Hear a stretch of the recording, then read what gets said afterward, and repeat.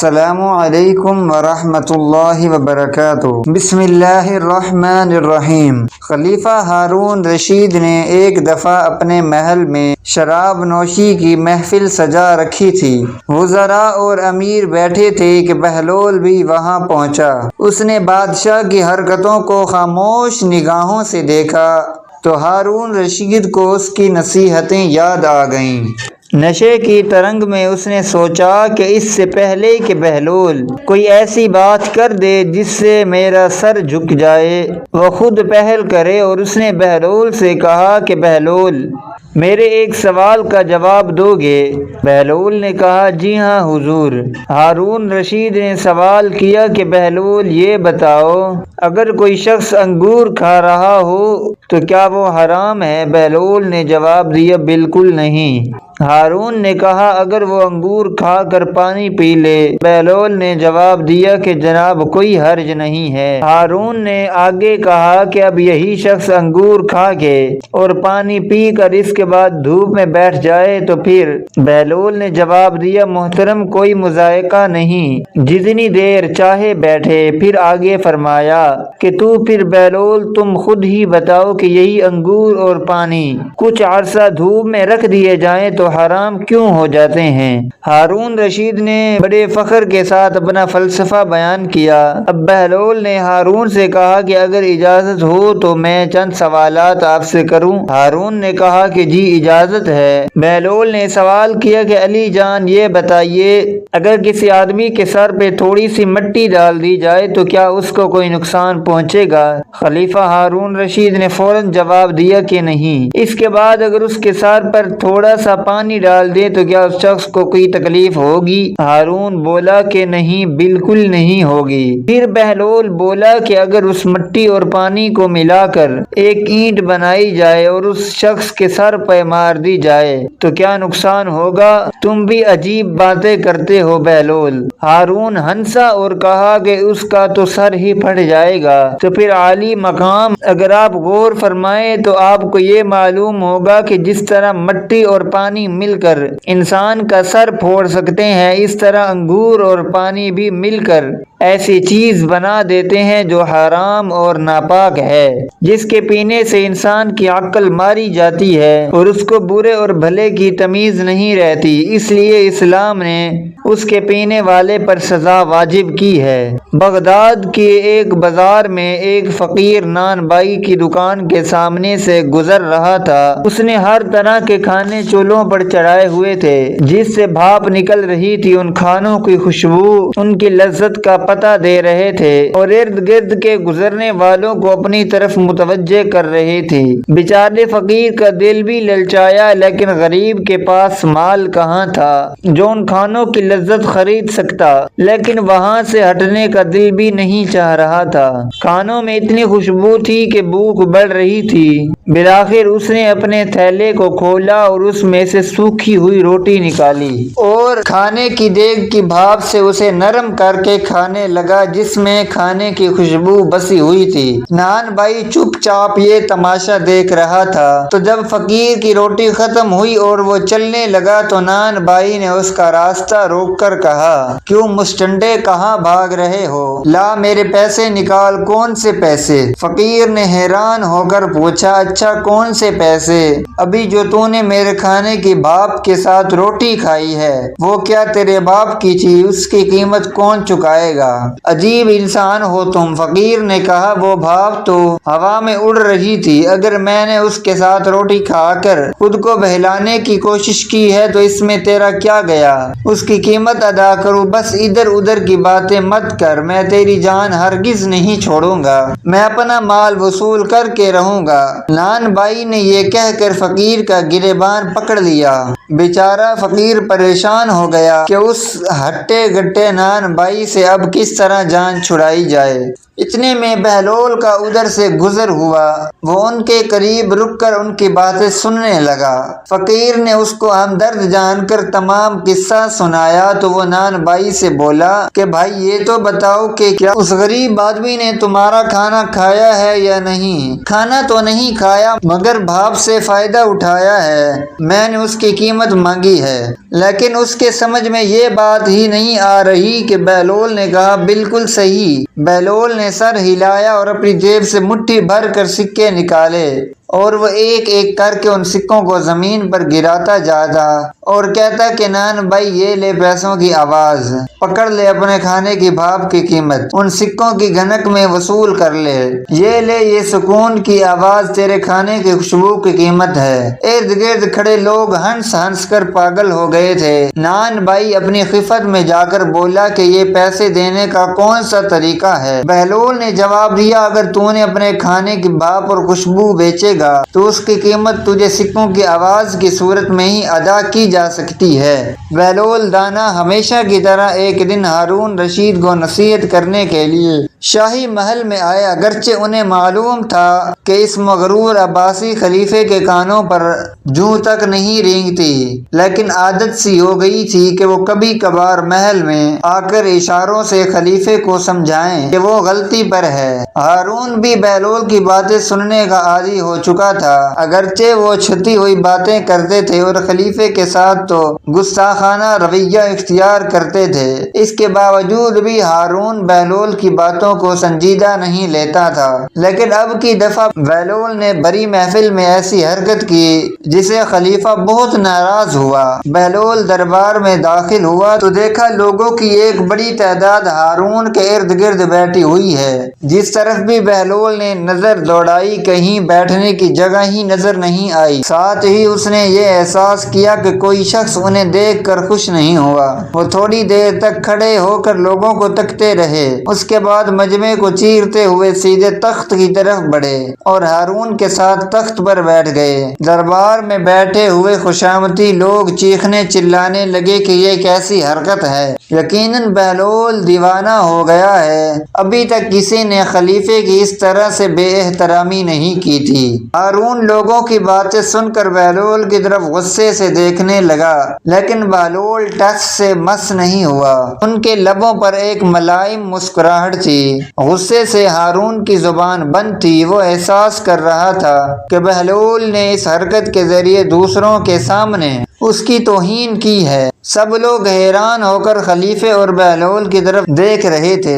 ہارون گہری سوچ میں پڑ گیا، لیکن اسے سمجھ نہیں آ رہا تھا کہ کس طرح سے بہلول سے اپنی جان چھڑائے۔ اچانک اس کے ذہن میں ایک ترکیب آئی۔ وہ ایک مصنوعی مسکراہٹ کے ساتھ بہلول کی طرف دیکھ کر بولا اب جب تم تکلیف کر کے ہم سے ملنے آئے ہو تو تم سے ایک سوال کرنا چاہتے ہیں، اگر تم اس کا جواب دو گے تو ہم تمہیں 1000 دینار انعام میں دیں گے، لیکن اگر تم اس کا جواب نہیں دے سکے تو ہم تمہیں حکم دیں گے کہ تمہاری مونچھیں اور داڑھی منڈوا کر تمہیں ایک گدھے پر سوار کر کے گلی کوچوں اور بازاروں میں پھرایا جائے۔ بہلول سمجھ گئے کہ خلیفہ انتقام پر اتر آیا ہے، اس لیے اس کی توہین کرتے ہوئے بولے مجھے تیرے دیناروں کی تو ضرورت نہیں ہے، البتہ ایک شرط کے ساتھ تیری پہیلی بوجھنے کے لیے تیار ہوں۔ ہارون نے پوچھا کہ کیسی شرط؟ بہلول نے کہا اس شرط پر کہ تم مکھیوں کو حکم کرو کہ وہ مجھے نہ ستائیں۔ ہارون سر جھکا کر سوچنے لگا، اس کے بعد دوسری طرف دیکھا،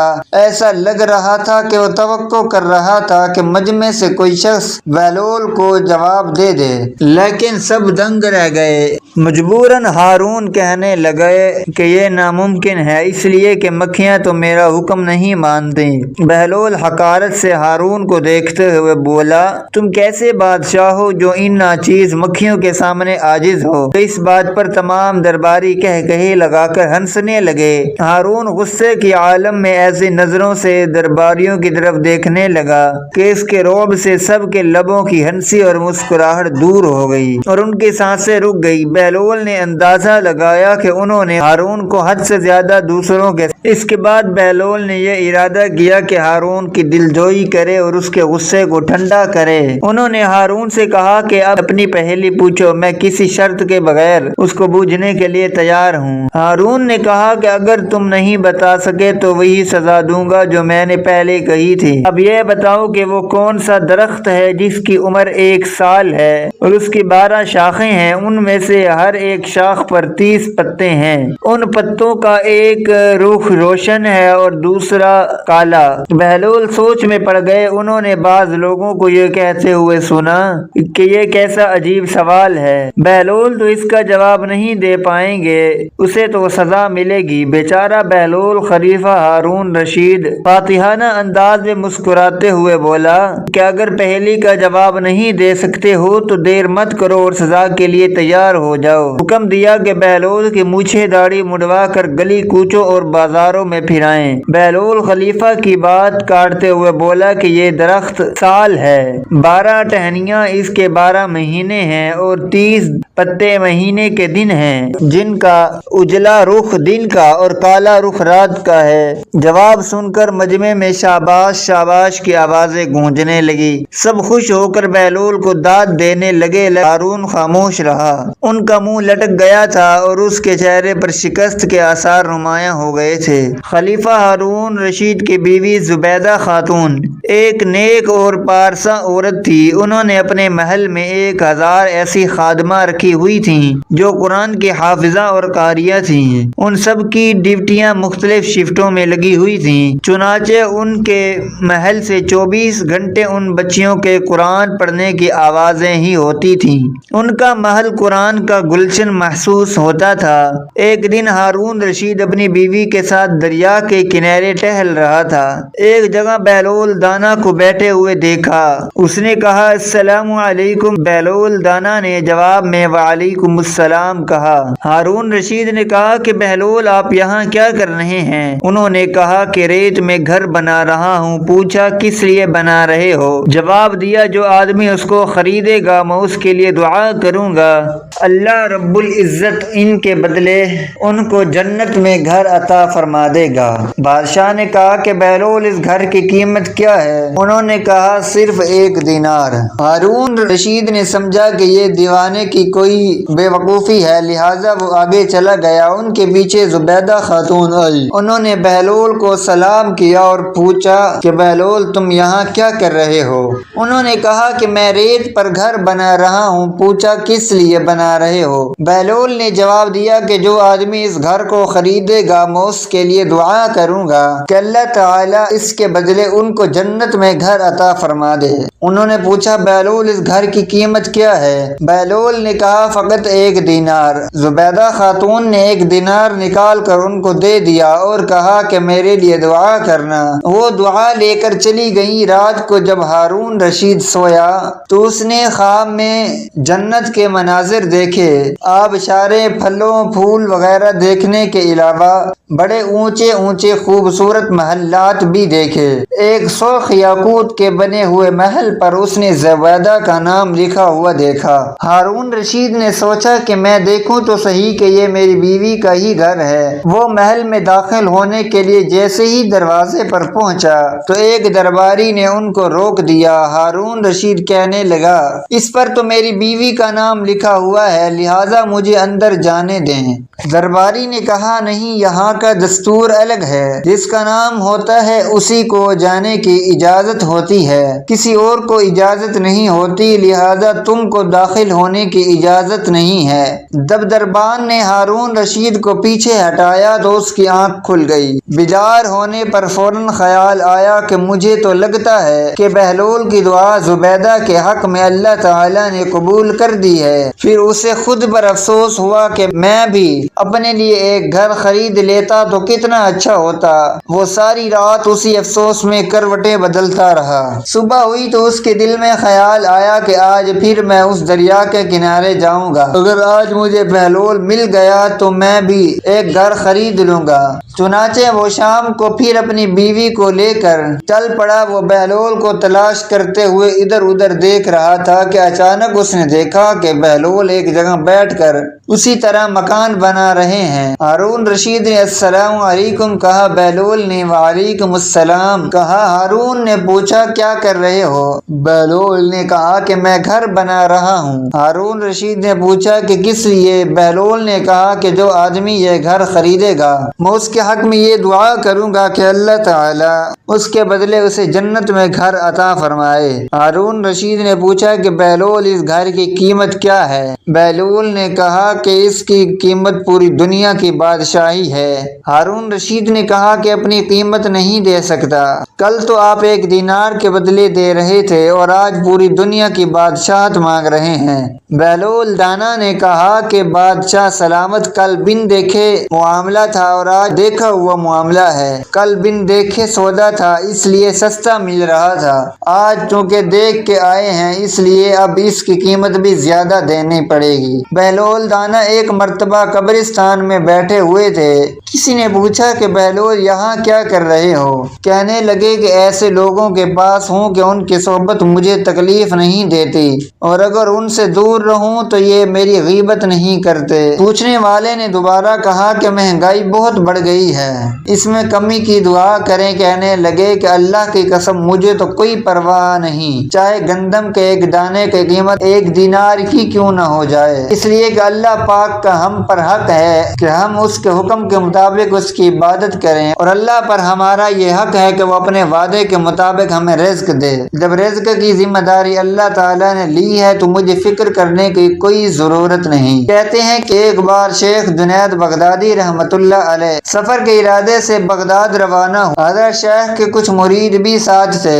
شیخ نے مریدوں سے پوچھا کہ تم لوگوں کو بہلول کا حال معلوم ہے؟ لوگوں نے کہا کہ حضرت وہ تو ایک دیوانہ ہے، آپ اس سے مل کے کیا کریں گے؟ حضرت شیخ نے جواب دیا کہ ذرا بہلول کو تلاش کیجئے، ہمیں ان سے کام ہے۔ مریدوں نے شیخ کے حکم کی تکمیل کی۔ تھوڑی جستجو کے بعد ایک صحرا میں حضرت بہلول کو ڈھونڈ نکالا اور شیخ کو اپنے ساتھ لے کر وہاں پہنچے۔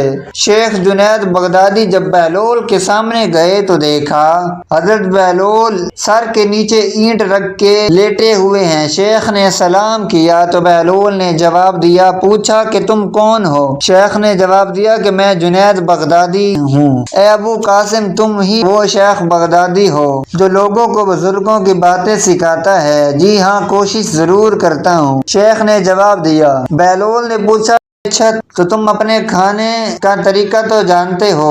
جنید بغدادی نے کہا، کیوں نہیں، بسم اللہ پڑھتا ہوں اور اپنے سامنے کی چیز کھاتا ہوں، چھوٹا نوالا بناتا ہوں، آہستہ آہستہ چباتا ہوں، دوسرے کے نوالے پر نظر نہیں ڈالتا اور کھانا کھاتے وقت اللہ کی یاد سے غافل نہیں ہوتا۔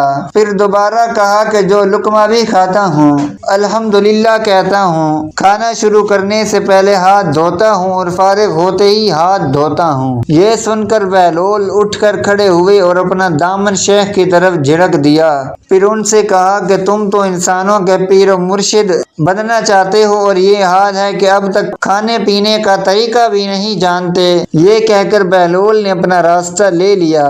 شیخ کے مریدوں نے کہا کہ یا حضرت یہ شخص تو دیوانہ ہے۔ ہاں دیوانہ تو ہے مگر اپنے کام کے لیے ہوشیاروں کے بھی کان کاٹتا ہے، اس سے سچی بات سننا چاہیے اور اس کے پیچھے چلے۔ بہلول ایک ویرانے تک پہنچ کر ایک جگہ بیٹھ گیا۔ شیخ بغدادی اس کے پاس پہنچے تو انہوں نے شیخ سے پھر وہی سوال کیا، کون ہو آپ؟ کہا کہ میں ہوں شیخ بغدادی جو کھانے کا طریقہ نہیں جانتا۔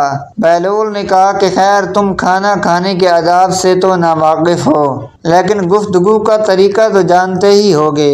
شیخ نے جواب دیا کہ جی ہاں جانتا ہوں، ہر ایک بات ایک اندازے کے مطابق کرتا ہوں، موقع اور بے حساب نہیں بولتا، سننے والوں کے بارے میں بتاتا ہوں، یہ خیال رکھتا ہوں کہ اتنی باتیں نہ کہوں کہ لوگ مجھ سے بیزار ہو جائیں، باطنی اور ظاہری علوم کے نقطے نظر میں رکھتا ہوں۔ اس کے ساتھ گفتگو کی آداب کے متعلق کچھ اور باتیں بھی بیان کی تو بہلول نے کہا، ایک کھانا کھانے کے آداب تو ایک طرف تمہیں باز کرنے کا ڈنگ نہیں آتا۔ پھر شیخ سے منہ پھیر کر ایک طرف چل دیے، مریدوں سے خاموش خاموش نہ رہا گیا۔ انہوں نے کہا کہ یا حضرت یہ شخص تو دیوانہ ہے، آپ دیوانے سے بھلا کیا توقع رکھتے ہیں؟ حضرت جنید بغدادی نے کہا کہ مجھے تو اس سے ابھی اور کام ہے، تم لوگ نہیں سمجھ سکتے۔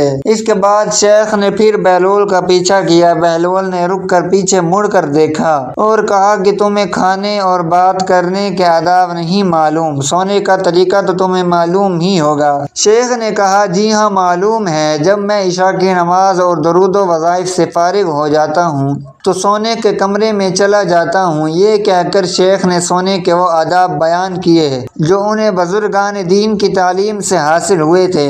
بہلول نے کہا کہ معلوم یہ ہوتا ہے کہ تم کو سونے کے آداب بھی نہیں آتے۔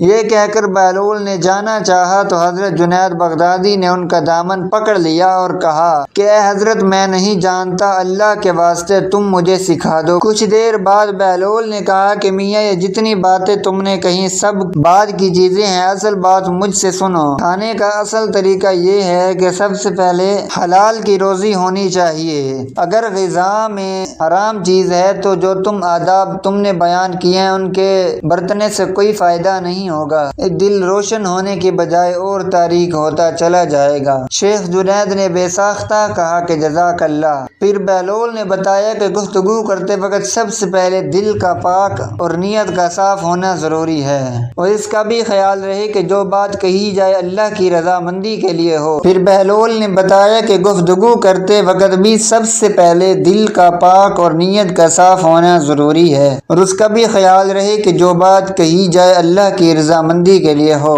اور اگر کوئی دنیاوی لگاؤ کہ فضول قسم کی بات ہو کہ خواہ تم کتنے ہی اچھے الفاظ میں کہو تمہارے لیے وبال بن جائے گی، اس لیے ایسے کلام سے خاموشی بہتر ہے۔ اس طرح اگر سونے کے متعلق جو ضروری ہے اور اس کا بھی خیال رہے کہ جو بات کہی جائے اللہ کی رضامندی کے لیے کہی جائے۔ اگر کوئی دنیاوی لگاؤ کہ فضول قسم کی بات ہو خواہ تم کتنے ہی اچھے الفاظ میں کہو تمہارے لیے وبال بن جائے گی، اس لیے ایسے کلام سے خاموشی بہتر ہے۔ سونے کے متعلق جو تم نے مجھ سے کہا کہ وہ بھی اصل مقصود نہیں، اصل بات یہ ہے کہ جب تم سونے لگو تو تمہارا دل بغض کینے اور حسد سے خالی ہو، تمہارے دل میں دنیا اور مال دنیا کی محبت نہ ہو، اور نیند آنے تک اللہ کے ذکر میں مشغول رہو۔ حضرت بہلول دانا کی بات ختم ہوئی، حضرت جنید بغدادی نے ان کے ہاتھوں کو بوسہ دیا اور ان کے لیے دعا کی، مگر جنید بغدادی کے مرید یہ منظر دیکھ کر حیران رہ گئے۔ انہیں اپنی غلطی کا احساس ہوا اور یہ بات ان کے سمجھ میں آ گئی کہ ہر شخص کو چاہیے کہ جو بات نہ جانتا ہو اسے سیکھنے میں ذرا بھی نہ شرمائے۔ ایک بار جناب بہلول دانا کسی نخلستان میں تشریف رکھتے تھے، ایک تاجر کا وہاں سے گزر ہوا، وہ آپ کے پاس آیا، سلام کر کے سامنے بیٹھ گیا اور انتہائی ادب سے گزارش کی کہ حضور تجارت کی کون سی ایسی چیز خریدو جس میں نفع ہو۔ بہلول نے فرمایا کالا کپڑا خرید لو۔ تاجر نے شکریہ ادا کیا اور الٹے قدموں واپس چلا گیا۔ جا کر اس نے علاقے میں دستیاب تمام کالا کپڑا خرید لیا۔ کچھ دنوں بعد شہر کا بہت بڑا آدمی انتقال کر گیا۔ ماتمی لباس کے لیے سارا شہر کالے کپڑے کی تلاش میں نکلا ہوا تھا۔ اب کپڑا سارا اس تاجر کے پاس ذخیرہ تھا۔ اس نے منہ مانگے داموں پر فروخت کیا اور اطمینان نفع کمایا کہ جتنا ساری زندگی نہیں کمایا تھا، اور بہت ہی امیر و کبیر بن گیا۔ کچھ دن بعد وہ گھوڑے پر سوار کہیں سے گزرا۔ جناب بہلول وہاں تشریف رکھتے تھے، وہ وہیں گھوڑے پر بیٹھے بولا اور دیوانے اب کی بار کیا لوں؟ بہلول نے فرمایا کہ تربوزے لے لو۔ وہ بھاگا گیا اور ساری دولت سے پورے ملک کے جتنے تربوزے تھے وہ خرید کے ذخیرے کر لیے۔ ایک ہی ہفتے میں سب خراب ہو گئے اور وہ کوڑی کو محتاج ہو گیا۔